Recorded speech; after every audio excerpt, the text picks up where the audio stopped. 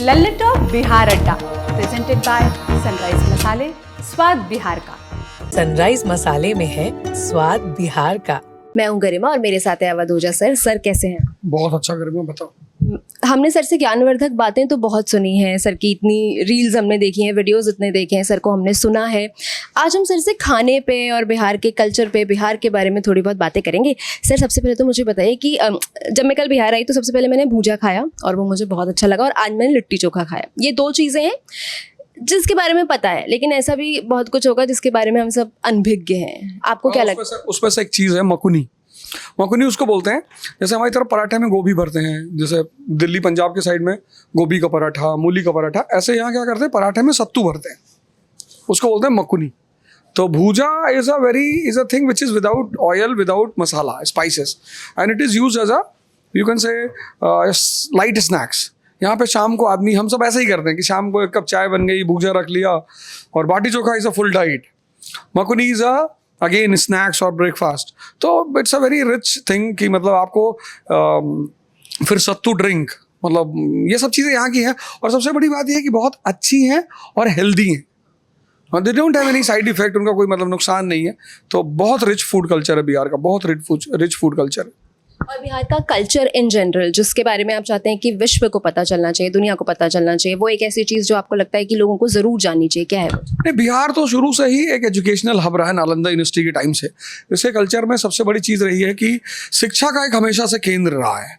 Pataliputra ancient time में बहुत ज़्यादा फेमस रहा, मगध की राजधानी के रूप में, फिर नालंदा आया, और ऐसे करके शिक्षा का बहुत बहुत बड़ा गढ़ रहा बिहार।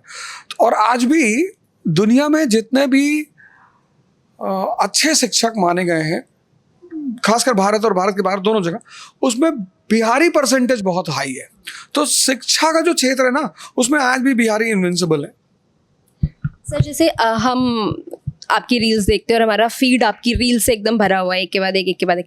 आपकी फीड पे सबसे ज़्यादा किसकी रील्स आती हैं? आपके फीड पे कोई ऐसी रील है जिसको देखकर आपको मजा? ओशो की सबसे ज़्यादा मेरे फीड पर ओशो की रील्स आती है, मैं उन्हीं को सुनता रहता हूँ। मानव ये है, मन ये है, इंसान ये है, माया ये है, तो और या फिर मीना कुमारी के गाने। कौन सा आपका फेवरेट गाना? मुझे वो पाकीज़ा का गाना है ना, कि चलते चलते यूं ही कोई मिल गया था। गुनगुनाते हैं आप? हाँ बिल्कुल। Please sir, 2 line.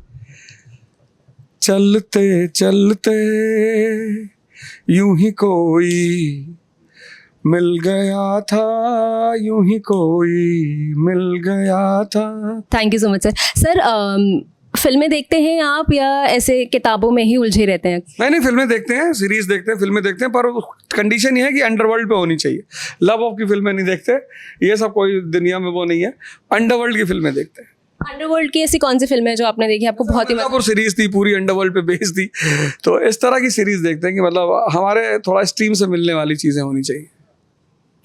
Sir Bihar और बिहारी, ये जब टर्म आप सुनते हैं तो सबसे पहले बिहार, ये सुन के आपके दिमाग में क्या आता है? आपको पहले तो सम्राट अशोक का चित्र आता है कि यार कितना गरिमामयी समय रहा होगा बिहार का। एक्चुअली बिहार में कोई प्रॉब्लम नहीं है, फ्यूडलिज्म अभी भी जिंदा है। बस जब तक यहाँ का फ्यूडलिज्म, मतलब सामंतवाद नहीं खत्म होगा, तब तक उसके विकास की धारा नहीं चलेगी। तो बुद्ध का चेहरा आता है, अशोक का चेहरा आता है, पुराने मगध का चेहरा आता है, जेपी का चेहरा आता है, जयप्रकाश नारायण बहुत बड़े नाम हुए, तो ये सारी चीज़ें आती हैं। और बिहारी सुन के? बिहारी पे मुझे एक हमारे IPS थे, सीनियर थे, दीपेन झा सर, तो उस वक्त वो ACP थे गोलचा सिनेमा के पास। तो उन्होंने क्या कहा कि एक शायद कांस्टेबल से कहा कि भाई जरा तो बिहारी बुला ला, ये सामने का नाला बहुत बदबू कर रहा है।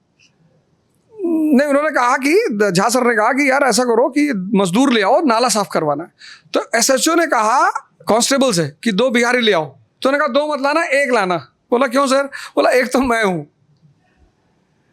तो अभी एक्चुअली होता क्या है ना कि जब भी किसी का घर स्ट्रांग होता है, मेरा कहने का मतलब ये है, और इस बात पर बिहार के सारे लोगों से मेरी अपील है कि अगर हमारा घर जब तक मजबूत नहीं होगा तब तक हमें बाहर सम्मान नहीं मिलेगा।